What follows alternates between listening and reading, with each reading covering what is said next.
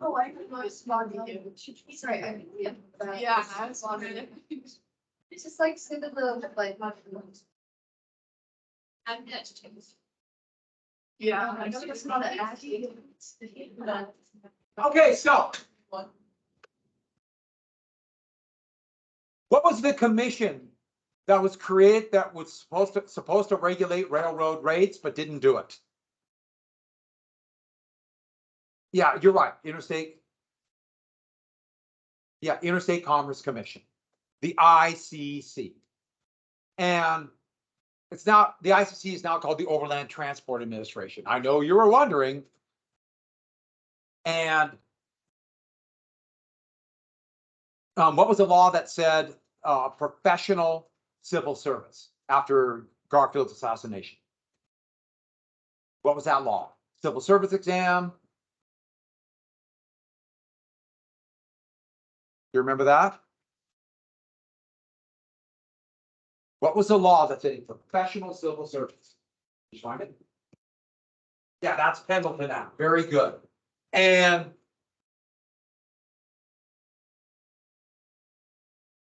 Garfield, and then Cleveland's elected. Let's go and get right to this thing. So, what was the machine in New York City? It was a political machine run by Boss Tweed. Tammany. Yeah. Tammany Hall. That was a Democratic machine. What state was controlled by the political process was controlled by Republicans? Yeah. And to this day, the Republican Party in Ohio has always been in shambles, the Democratic Party in Ohio has always been in shambles. And the Republican Party has always been strong. Even when they voted for more Democrats back, 10 years ago, the Democratic Party was always kind of in shambles. A legacy exists there in Ohio. So, do we get to this? Did we talk about any of this? Yeah. Did I tell you about storing the silver in basements?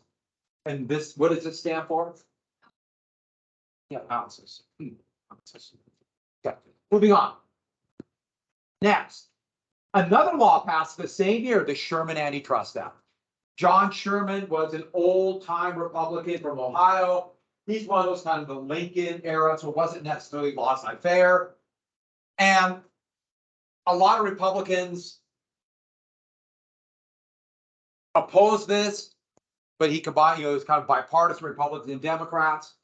His brother, remember, was William Tecumseh Sherman. Remember the March to the Sea? He died just a year before this, actually. So the Sherman Antitrust Act, and trust is synonymous with what? So this was the law, SATA, as you see it abbreviated. It's still the law of the land today, even though there's been amendments to it. Most importantly, the Clayton Antitrust Act, which we'll get to. But this said,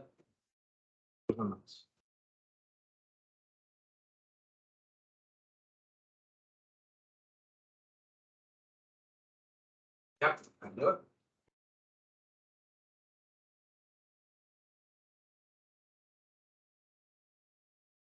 No illegal restraint of trade. This had the summary. Now, what's restraint of trade? That's big companies using their power to drive out competition. And states have this illegal, but not necessarily the federal government. And remember, interstate commerce, the federal government has to do this. And therefore, by this definition, it was implied that monopolies were an illegal restraint of trade.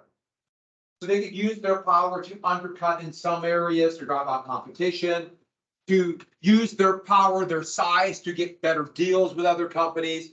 A very common way would be once a company gets close to monopoly, they rig the system, the market, to make sure you have to buy their stuff. And a good example of this, phones. A phone is a classic example of this. So we basically have a monopoly or an oligopoly. Two companies make phones. But let's say you have an app. This is an iPhone.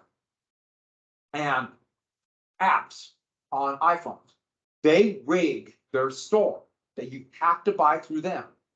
So if you want to buy an app, you have to buy apps.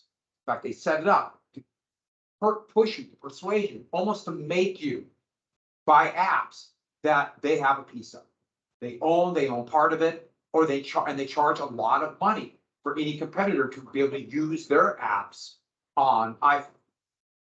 and that's using monopoly power. In fact, Microsoft does it to make sure that if you want to use Windows, you have to use their stuff. They rig the system. And so this is really common. That's a good example of this, where you see cars. You see it all the way to, let's say you buy a tractor, which I know a lot of you are thinking, I'm going to go buy a tractor today. And you buy a John Deere. Well, they're now all connected to software. It's all, they have various microchips in them. So it's all done by, they have a little bit of computer component, and you can't repair them. You can't repair it on your own. You must go to a John Deere dealership and pay a significant amount. They actually have a name for it. It's called right to repair. Other companies do this, but you can't fix your own stuff. Phones are similar. You can't. That's monopoly. So back to this. The problem was, it said these things. It said no restraint of trade, but the law was written the way laws are always written. It's all over the place, and it's contradictory terms, and it's terms that don't make sense, and it's circular argument. It was written in such a way that it's completely indecipherable. Nobody understood what it was, and it never was clear how you enforce this. So the Sherman Antitrust Act said no more monopolies, and then never really said what a monopoly was.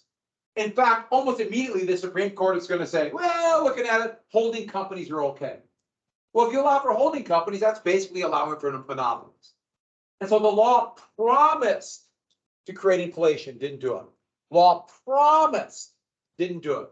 By the way, was it written this way on purpose, or was this just a quirk of the way that laws are written? On purpose. It's on purpose to make it look like we're doing something, but not doing it. In fact, for the first 15 years of this law, it was used more against labor unions than monopolies. So it didn't do anything.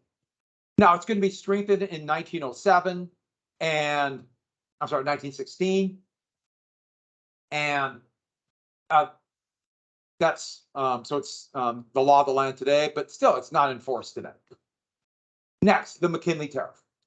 So the McKinley Tariff, William McKinley was being groomed to be the next person from Ohio. Marcus Hand is personally grooming him. He had been in the House, the Senate. He had been in the Civil War. So it's kind of like, eventually like creating this person to become president. So he would propose the bill, even though he had no idea what's in it. And it promised to cut. It promised to cut. Promised to cut. Went to the committee, cut. Both the House and the Senate passed a tariff that was going to cut the tariff. Competition, lower prices. And then they went to conference committee between the House and the Senate to come up with one bill they'll both pass. A bill passed, they signed it. The tariffs are lower. Competition, prices will go down. Kidding. No, tariffs went up by a third. They actually said the whole time we're going to cut the tariff, and then when it actually happened, they raised. And this happens so often that they'll promise something in the law, and then the final outcome, literally the last minute, at midnight, just before the law is due, they have something, and it's passed that changes everything. This happens so often because lawmaking is so complex, partially on purpose. So, promise, fail, promise, fail, promise. And the ICC failed because it was filled with railroad men. And so 4 important laws, especially the ICC and SATA, and neither of them did what they said. People are getting mad. And they were realizing this by 1891, 1892. And I should add, the Homestead strike lockout happened at this time too. And there's a lot of very angry people. And that is why the election of 1892 is going to allow, in fact, have an opening for a new party, the People's Party. We call them the populists. And people will talk about populist movements today. There's kind of an elite bias against it. And that is, I think, a very bad reading of history. But the main elements of it were these small farmers, but a lot of miners, because they talked about free silver. They were very anti-social Darwinists. And they believed in capitalism. I mean, these are farmers, small farmers, but they're small capitalists. But they want to regulate it, save capitalism from itself. Reform or revolution. We have got to make more people feel like the system is not rigged, or there will be a revolution. And they were fearful it would be a monarchy or a dictatorship or anarchy. And so this was a hodgepodge of people. To have, they called themselves the People's Party. And it was first announced in Cincinnati, the year after those three failed balls. We have the Farmers Alliance, a group like the Grange. The Greenback Party, which wanted paper currency, just a tiny little party. The Knights of Labor. Here's the Grangers, Socialists, Free Silver. This whole kind of hodgepodge of people. And I do kind of like this one of the, it's all these people, but at the same time, it's kind of rickety. And a couple big elements. Their goal, everything they looked at it is, as they see it, we need more power into the hands of the people, AKA democracy, not ruled by the rich plutocracy. And so they look back at Andrew Jackson, that very complex character in American history, as kind of a hero. And you could also argue it makes sense, they're all farmers, so they got land that was stolen from the people there, and Andrew Jackson was definitely part of that, as every other American president. But also this idea of social morality. We live in a community, and businesses have great effect of us, AKA property. And the rights of property have to come second. Community over property. You can't do whatever you want with your property. If you own a railroad, you can't do whatever you want with it, because that literally might destroy people's lives. They can't ship their goods. This is what the populists are saying. If you own a water plant, you can't charge exceedingly high rates. People actually live on it. This idea would be, or for that matter, electricity, or for that matter, heat. One of the things they really talked about, because these are farmers, were land monopolies. That's what they called them then. And land monopolies goes two ways, but the big one is, think about farmers. How many of these people were either sharecroppers, they were renting the land, owned by other people who got rich off of their back, or they're small farmers thinking that could be me someday. And in fact, that'd be my great grandparents. They still own the farm, but they could see sharecropping coming. So they were populists. In fact, my great uncle would tell me about the populists when I was a little kid, and I had no idea what he was talking about, but I just kind of one of those things I remember Uncle Hap telling me. But the other land monopolies were people who owned the tenement buildings, where they're charging high rents and big sales. And they're getting rich off these hits that they didn't do anything to maintain because they owned the land. But there's something else. This was their kind of broad goal. They never really appealed to urban people. That urban rural divide, where there was this feeling in urban areas that farmers were brainless and didn't know anything and were dumb. And in the rural communities, urban was dirty, dangerous, scary, decrepit. A big one was full of vice, crime. And also they were trying to trick them. They think we're dumb. And so the populists as a group, though, were intensely anti-urban. They never appealed to urban workers, especially new immigrants, who scared them.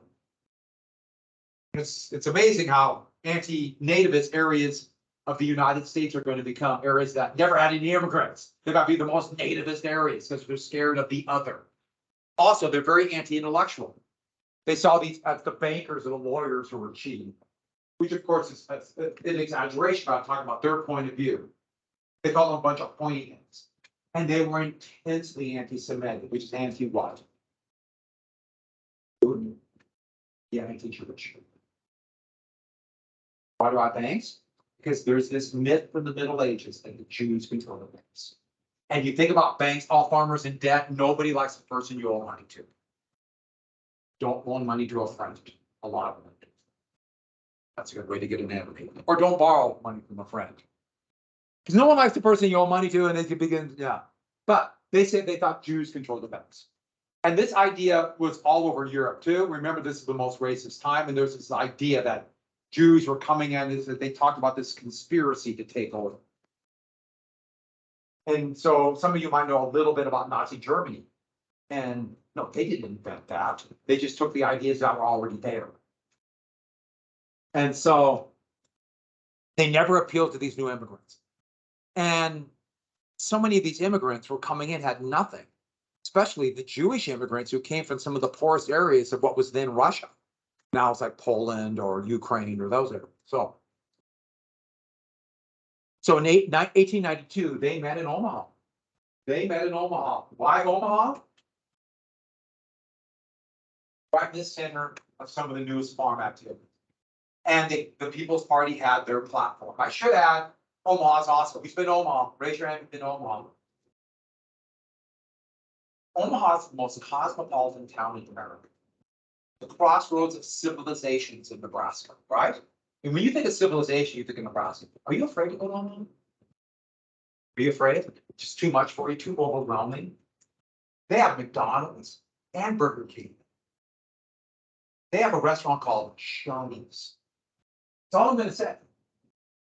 They even have more than one Applebee's. Okay. I'm not telling you. Okay, the bed here. After the populist movement got started in Kansas, Kansas, this storm of populist and farm movement started there, but it kind of fits in here. Kansas, but in Omaha, the storm. What's the abbreviation for that? Announcement. Okay, so let's get on. Moving on. So let's get to their platform.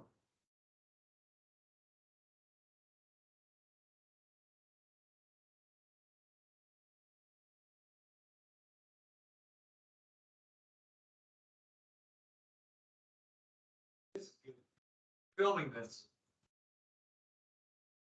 Do you see the mouse? Am I just going? There we go. So the first one, they want inflation. And inflation, synonymous for inflation, would be free silver. That just meant inflation. We want to get prices up so farmers can get out of debt. But the big thing is they're anti-gold standard. Now, free silver meant that the government would pay for the coinage of silver, but they also wanted paper currency. They want to get rid of the strict system of the gold standard, which would be, as every country is going to find out during World War I or the Great Depression, the gold standard is going to be an unmitigated disaster. But it was affecting farmers here greatly. So all this means is inflation. And that became a slogan. I'm going to go through this platform, and I have to go through it. So we talk about laws like fair, but we really haven't got the opposite idea in capitalism. So this is just going to be a slogan for the populace. So everything will be coalesced into one slogan, free silver. And that's a lot better. It's hard if you got like a complex little nuance. I believe in these 23 things. People, too difficult. Free silver. A slogan works. A lot of people didn't know what Franklin Roosevelt stood for, but they knew the term New Deal, and it was helping me. And so we see, the slogans mean something. So moving on, they're anti-bank. So they want a national bank out of post offices. And the idea about a postal bank is there's post offices in every little community, a bunch of post offices in neighborhoods in big city. They could have savings accounts through small loans. And we had postal banks from the Great Depression all the way to the 1970s. They got rid of it when they reorganized the post office, but it still could happen again. And to be honest with you, since I know a lot about big city, about banking there, there's no banks in a lot of areas of big cities. There's post offices. And you can't function in modern society unless you have a bank. So this might be a pretty good idea to bring back. Banks, they also wanted banks that are just simply owned by the state. And so it never happened at the federal level. Some states adopted this on a minor level. North Dakota, for a short time, was a very populous state. And to this day, there are North Dakota state banks owned by the state.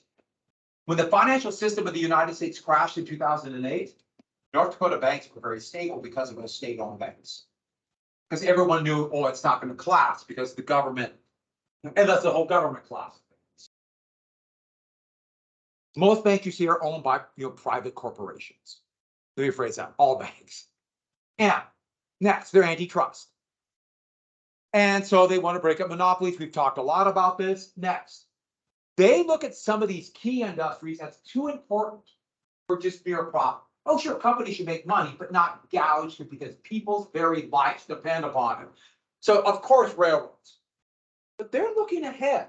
They can see the importance of communication and the brand new phone system and the brand new electrical system. Alternating current was just starting, and they could see it. They either want direct public ownership, like the government owning them, which is it happened in some areas. We have elements of this, or strict regulation. And not like the ITC, strict regulation. And we have a little bit here. There is the public utility, Northwestern Energy, is regulated by the state of Montana. It's regulated by the Public Service Commission. 5 of them are elected in the state of Montana. And so they regulate things like telephone rates. But the big one we all pay attention to the most is Northwestern Energy. That's electricity and natural gas. And so if they want to raise prices, Northwest Energy, they got to go to this regulatory body called the Public Service Commission and ask to raise prices. And the Public Service Commission is very pro big business now. And so they allowed for a massive increase in Northwest Energy just in the last few months. It's gone up about a third. Everyone's popping. I am talking about this because I literally just saw my power bill from last month. And I thought, ooh, that's a lot more than last year. About 1/3. And I was talking to someone else who works here, who lives in a bigger house than mine and has a lot of kids. And their power bill went up about $300. That's a lot of money for most people. So with that, also the direct election of senators. And the direct election of senators, state assemblies have picked it. Now they're going to have the people vote for it. This would eventually happen, but not until 1913. Why I'm telling you this is not that these all happen. They're getting them out there, and people are going to debate them. They're going to become natural, and therefore it will open the door down the road. They were hoping to do it in the 1890s. Didn't happen then. Next, they want a progressive income tax. And progressive income taxes encourage investment in business, which I shorthand to research and development. It also increases wages for people who earn a wage.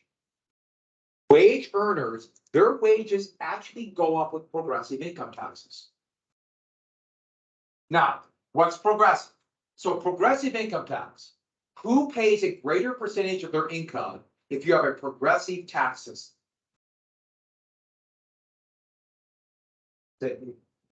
Yeah, the more money you make, especially the very top, the higher their tax rate. Regressive is the exact opposite. Sales taxes are very regressive. Income tax, they could capture some of the money that was going out to the top.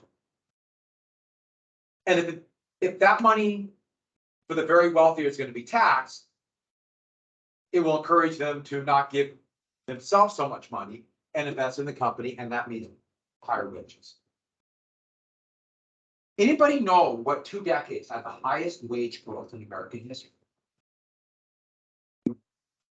Exactly, 1950s and 60s. Anybody know the highest marginal income tax rate at that time? We had about 30 tax rates at that time. Do we know? 91%. Almost no one paid. It's at the very top. And I'll explain how taxes work. But the higher the taxes for the very tip top, always equates to higher wages. Always. It's just the way tax system works. Next, they're pro-union. And they want all the things that union wants. I should add, unions want all this stuff too, for the most part. But remember child labor, those nuts and bolts issue, 8-hour workday.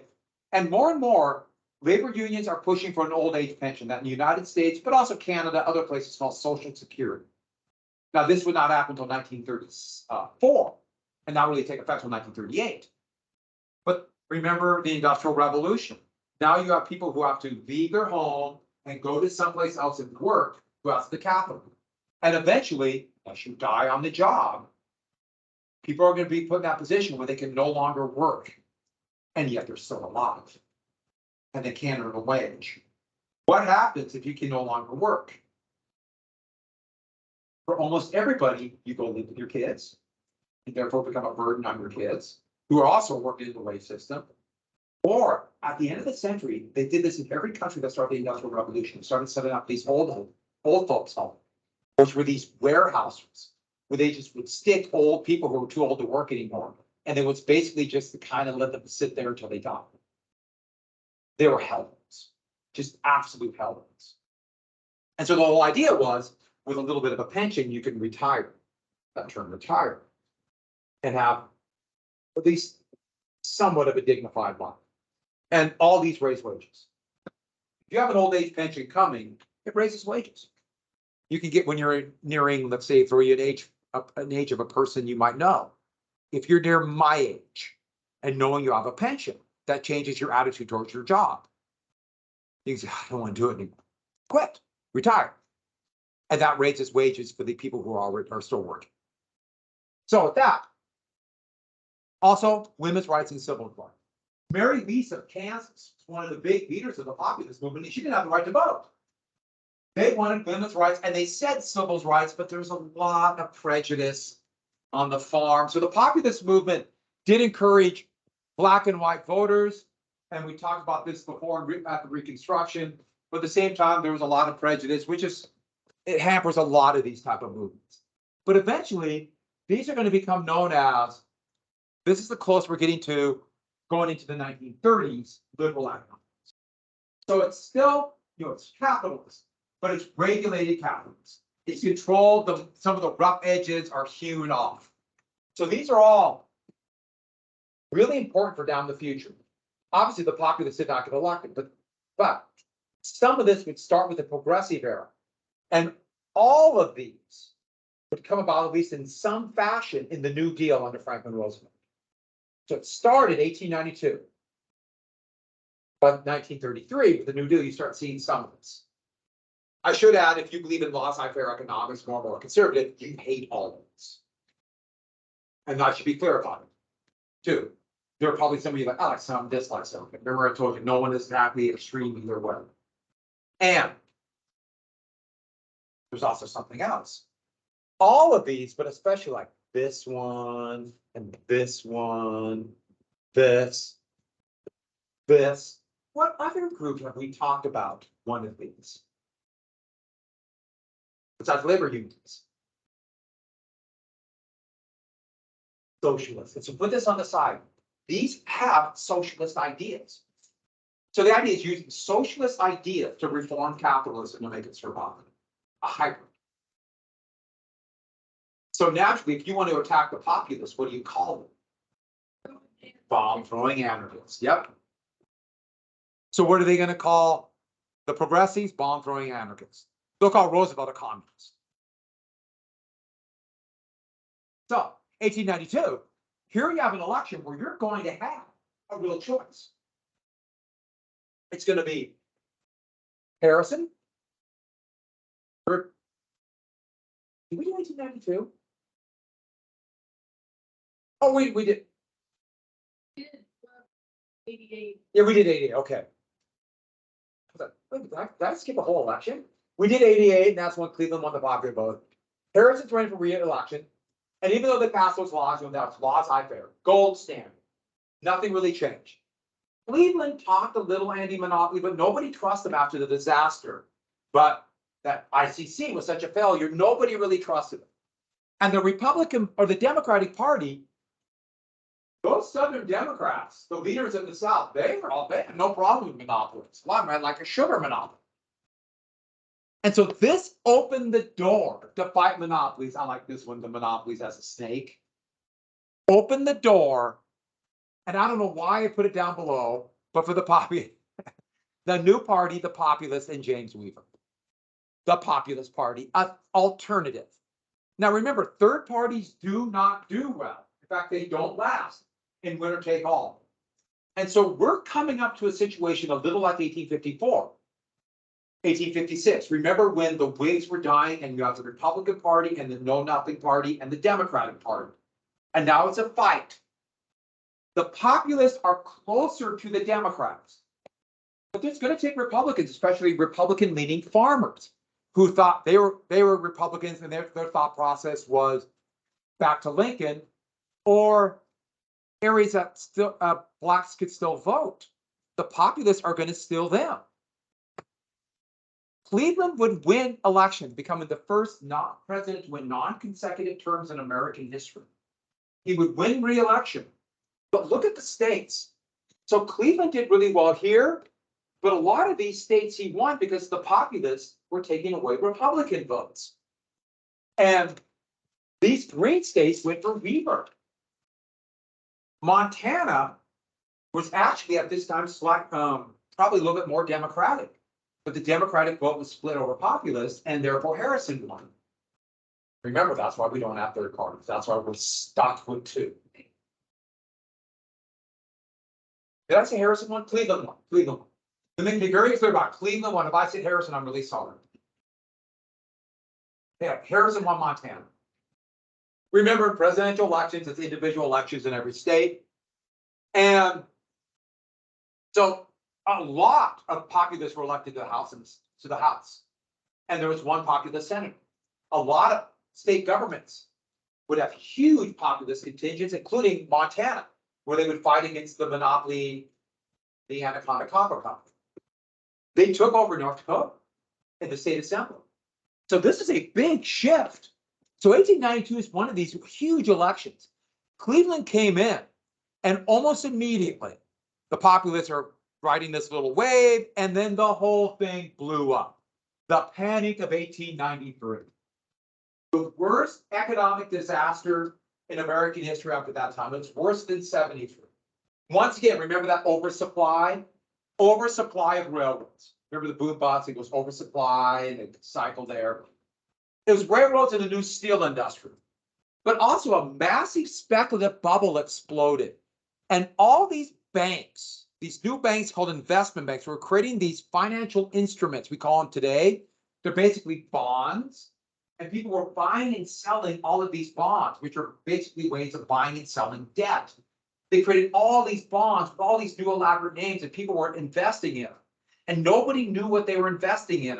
And that's where you have flim flam.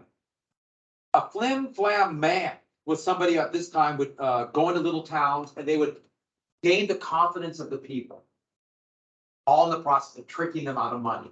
You know, buy this product, buy this land, buy this. A flim flam man. A term in the 20th century would be a grifter. They would gain your confidence, make you think you're going to get rich, and then steal your money. And what they're saying is that's what's happening to these Wall Street banks were doing. And here are the people as flies about to get caught in this web. Another term you might have heard of, someone who gains your confidence and then steals money from you. Anybody know? Have you heard the term con man? That's where it comes from, confidence man. They're charismatic, they gain your confidence. The crash in 1893, there's elements that are very similar to the crash in 1929, and a lot of similarities between what happened in 93 and 2007, 2008. With all these financial instruments called derivatives, or credit default swaps, or collateralized debt obligations. Does anybody have any idea what I'm talking about? That's part of flim flam. It sounds really impressive, though, doesn't it? The credit default swap market in 2008 was approximately $25 trillion. It was bigger than the US economy. I can't explain it to you.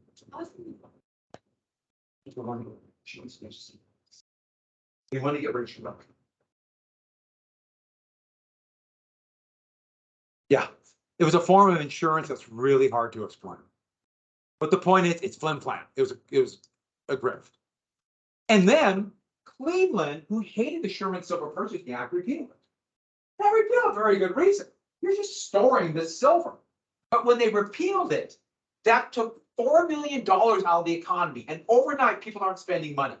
So you already have the recession. The bubble is bursting, and now the people have less money. This made the situation worse. It crushed miners in Montana. As the gold played out, but they were mining silver, and the silver market dried up. Now, Butte's going to survive. About 5 years later, the copper market will pick up, but it's going to take a while. Butte made it, but a lot of these towns would die. Montana, Idaho, you see them in Wyoming, Utah, Colorado, these mines died because of this. So all of a sudden now you have all these unemployed people, massive economic disaster, and all of a sudden serious talk of revolution overnight. There were rioting, food riots by 1894. People are kicked out of their homes. Companies shut their doors and firing their workers. Companies that survive are cutting their workers' pay. There's rioting in the streets in Europe. There's rioting in England, in Germany, in France. Anarchist attacks start exploding.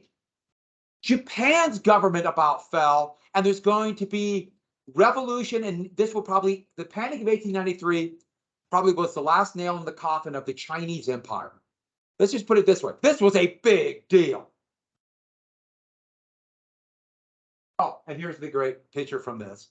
So everybody had all their, savings, bonds on pieces of paper. So everyone thought they had pieces of paper that were worth money. That's why they call bond markets the paper market. Here is the monster of the panic, just shoveling those worthless pieces of paper in the gutter. And I like this with the panic behind. If you ever go on the Google machine and type in, let's say, a panic, and go to images, this will be one of the first pictures. This always shows up. Pretty good picture though, isn't it? Once you realize that's the paper, people thought they had money. This is my thing saying I have a savings account in the bank. The bank shuts their door, it's worthless. That's covered. Oh, don't write this down. But I was looking for something and I typed in business cycle. I thought, what if I have just like a quick little graph? Most of the stuff on the internet is garbage. I don't know if you know this. If you want to learn something, one of the worst places you can look is just start searching the internets. But I looked at the business cycle, the boom bust cycle, and this is one of my favorite ones. What does this even mean? Remember I drew that circle? What? Okay, so tomorrow we'll do the really important election, start imperialism. See you tomorrow, everybody. I have to go print something I forgot to print. I didn't give this to you. Totally forgot to do it, and it's too late. Yeah. So we give it to them and see if they can guess. That's awesome. That would be a fun thing to do. Yeah. And so we got done with it. See ya. Oh, forgot. And I just figure it out. No. That'd be fun. They came with new world, old world, or both. And I totally forgot last year.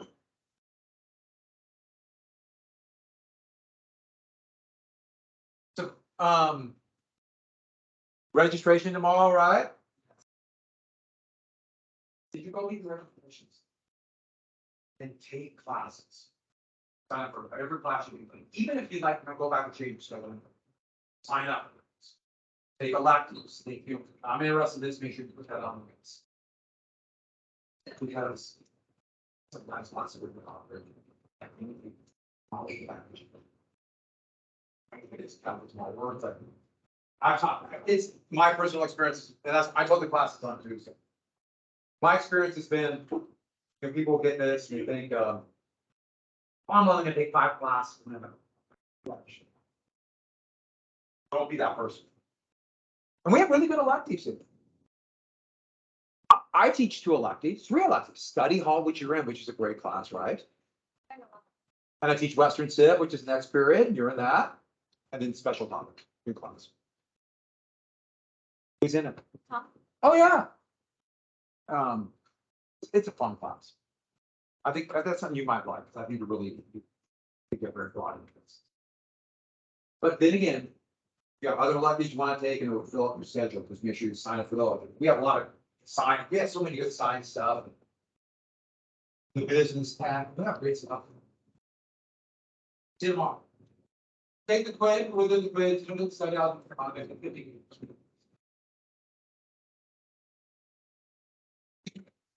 We got to do one more little bit. Oh, we got to do a quiz. Don't we? Yeah. One more little bit on Northern Renaissance, and then we start exploration.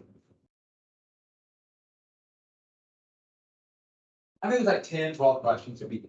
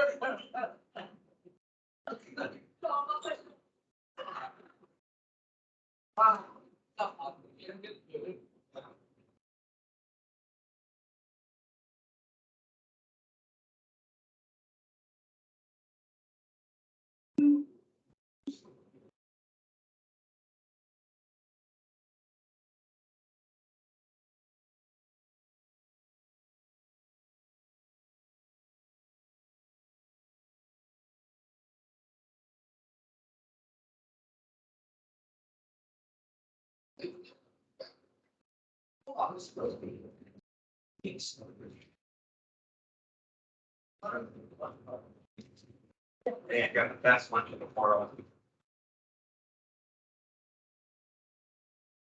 Okay. I just like, how many times do I have to say stop? It's not funny. I'm being genuine. It's not funny.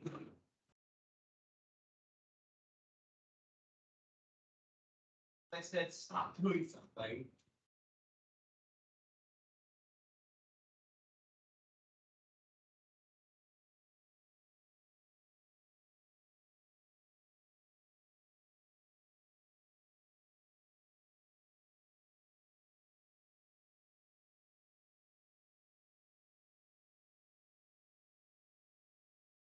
I'm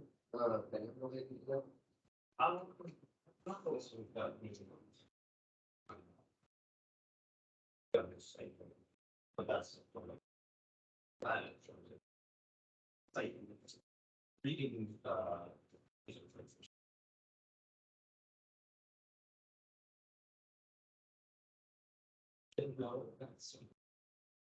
is that when you like look at the notes that you see on like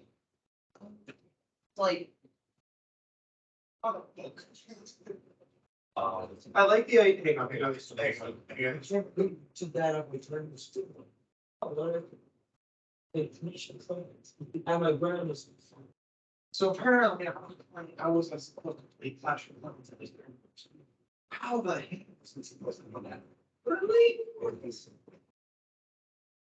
I like how it's like formatted in like those like when they're like when something bad has to say the person talk and then they have like a creation of it. Yes. I like the idea that that's not it's just what if we ensure about the people about it. Okay, let me go move on. We got now at full volume. And then play it at a great most people.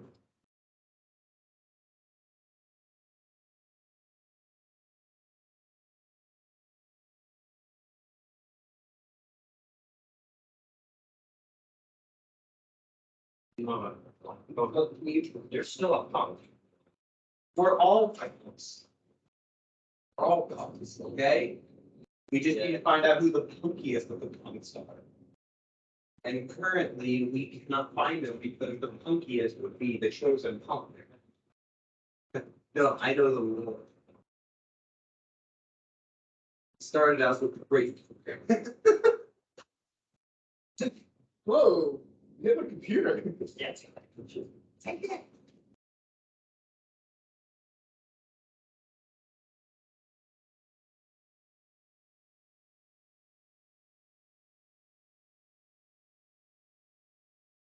That's like the loss around making sure. Okay, I got it, I got it, I got it. It's.